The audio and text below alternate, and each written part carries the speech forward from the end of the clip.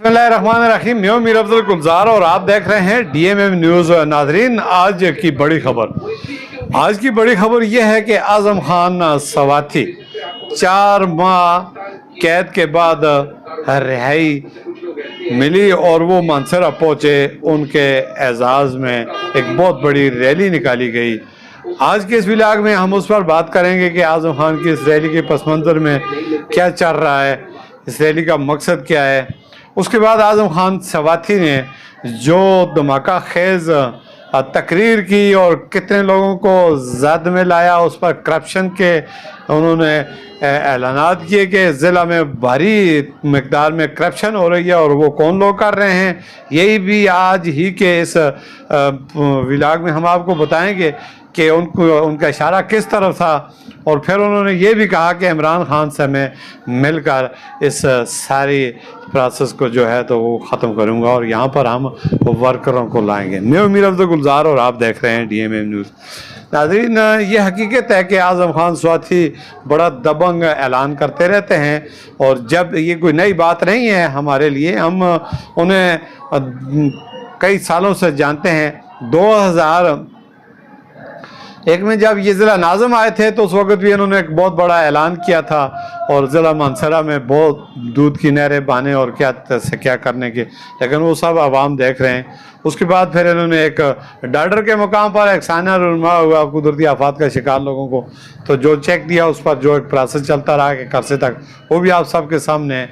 फिर उसके बाद ये गाए बगाए ऐसे ऐलानात करते हैं जैसे लगता है ऐसा है कि बहुत बड़ा कोई तूफ़ान आने वाला है, लेकिन हकीकत इसके बिल्कुल बरक्स होती है। लोग हमें पूछते हैं कि जनाब ये इन्होंने जो करप्शन का इल्ज़ाम लगाया है, इनका इशारा किन तरफ है, इन्होंने नाम क्यों नहीं लिया।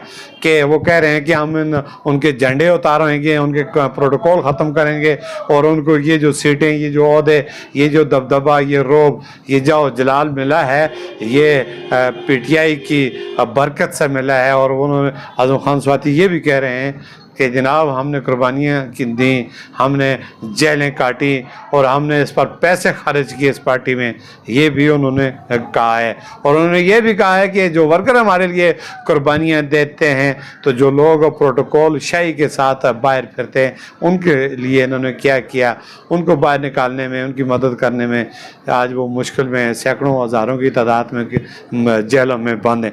तो ये सारी वो चीज़ें थी जो आज़म खान ने गुज़श्ता रोज़ अपनी रैली के दौरान गाए बगाए वो ऐलान करते रहे और वो कहते रहे कि मैं इमरान खान से मिलूँगा और इमरान खान को सब कुछ बताऊँगा और वो मेरी बात को मानेंगे और मेरे इंशाल्लाह इस तजवीज़ पर अमल भी करेंगे। और जो अगर उन्होंने कहा तो उसके बाद इंशाल्लाह हम इनसे ये ओहदे, ये जाओ जलाल भी हटाएँगे।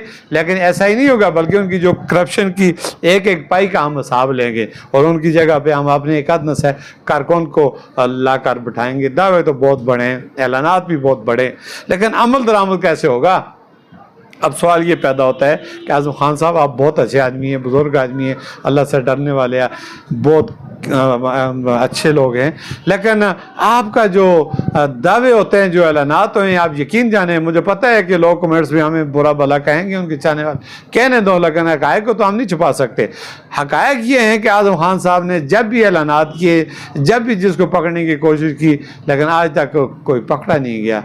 अब जिनकी तरफ इनका इशारा है आप भी जानते हैं, मैं भी जानता हूँ, आवाम भी जानता है कि तबादले तकरीरें कौन करता है, उनके पैसे कौन लेता है और वो बैक पे कौन है और उन्हें ये इतनी बड़ी अहम ओहदे की सीट किसने दिलाई, कैसे मिली, ये सब चीज़ें सब केले में। हम इसको अनहर इसलिए नहीं कर सकते, आजकल जो हमारे साथ भी मुश्किल है, हम खुलकर किसी बात का इज़हार नहीं कर सकते, इशारे किनारों में बता सकते हैं। खान साहब ज़रूर आप इस तरह करें। यही इल्ज़ामात अगर कोई और दूसरा लगाता तो आप कहते ये इल्ज़ाम है, पीटीआई की हुकूमत पर इल्ज़ाम है, ये जो है ना ज़्यादती हो रही है। लेकिन अगर आप पीटीआई के सूबाई नायब सदर हैं और आप एक बहुत बड़े ज़िम्मेदार भी हैं, हमारे बुज़ुर्ग भी हैं और आपने इस पार्टी के लिए कुर्बानियाँ भी दी हैं, बाकी आपने कैदें भी काटी हैं, मारें भी खाई हैं, ये उम्र आपकी इतने दुख बर्दाश्त करने की नहीं है। इस पर हम आपको सलाम पेश करेंगे, लेकिन उसके साथ साथ हम आपके माजी को भी देखते हैं, आपके माजी के ऐलानात को भी देखते हैं, आपकी बातों को भी देखते हैं कि आपने ऐलान तो किए लेकिन अमल दरामद उन पर नहीं हुआ। अगर आप इस पर अमल दरामद कर दें तो वाकई मंसूरा तबाही से बच जाएगा। ना तो यहाँ पे सड़कें बनी, ना यहाँ के आवाम का मोराल बुलंद हुआ, ना नौजवानों को रोज़गार मिला, बल्कि ये हुआ कि उनसे पहले का भी रोज़गार छीना गया। अब आप देखें फ्लड आया वहाँ पे महाडरी पे, नारायण कागान के उस इलाकों में भी कितने लोग मुतासर, आज तक वहाँ पे एक पाई एक टक्के का काम नहीं हुआ। कोई ऐलानात सुबह हुकूमत करती रही है लेकिन उसका कुछ भी नहीं हुआ। वहाँ महाडरी जो पुल टूटा, मेन मरकज़ एमएन जैर रोड का पुल था, वो भी मरकज़ी हुकूमत ने बनाया। आपको एक बड़ा मनसूबा यहाँ पे, ये बेदरा आप बाईपास देख लें, यहाँ पर कितनी मुबैना करप्शन हो रही है। वहाँ पर कब का वो पिछले गुज़श्ता 5-6 सालों से अल्तवा का शिकार है, कितना लोगों को तकलीफ है। अगर इस पर हम बात करेंगे तो हम घंटों इस पर बोल सकते हैं कि मानसरा में पटवारियों से, दीगर लोगों से, इनके तबादलों के कौन पैसे लेता है। ये सब कुछ आपने किया तो बहुत अच्छा है, काश कि आप इस अमल को यकीनी भी बना दें और इस पर अगर आवाम की जो लूटी हुई दौलत है इनसे हथवा लें और इन्हें आवाम के सामने लाया जाए, कटारे में लाया जाए। दूसरी तरफ हमारे स्पीकर साहब हैं बाबर सलीम खान ने वशगाफ इस ऐलान के, आपके इस दावे के बाद उन्होंने जवाब में कहा है कि जी ये बड़ी अच्छी बात है, हम सब मिलकर हम असम्बली सेशन पे आएँ, हम आपको भी साथ लाएंगे और आप हमें एक एक पाई का बताएं, हम उसका आपके सामने करेंगे, जो भी इसमें गिल्टी हुआ उसको करार वाकई सज़ा देंगे। तो ये वो चीज़ें हैं जो आजकल बुरहान का शिकार है पीटीआई सूबाई या ज़िलों में। जो करप्शन का रेशो है वो बहुत ज़्यादा है, वाकई करप्शन हो रही है, लेकिन हुकूमत भी आपकी है गुज़श्ता 15 सालों से। इस करप्शन को कौन रोकेगा? आसमान से फरिश्ते उतरेंगे या आप लोग जो साहिब इक़्तिदार हैं, साहिब अरबाब हैं, जिनके पास अख्तियारात हैं, वो रोकेंगे? तो खुदारा इस आवाम का, इस मुल्क का, इस ज़िले का, इस इलाके में बसने वाले लोगों का मोराल बुलंद करें, इनकी अच्छाई का सोचें, इनके मुस्तक़बिल का सोचें।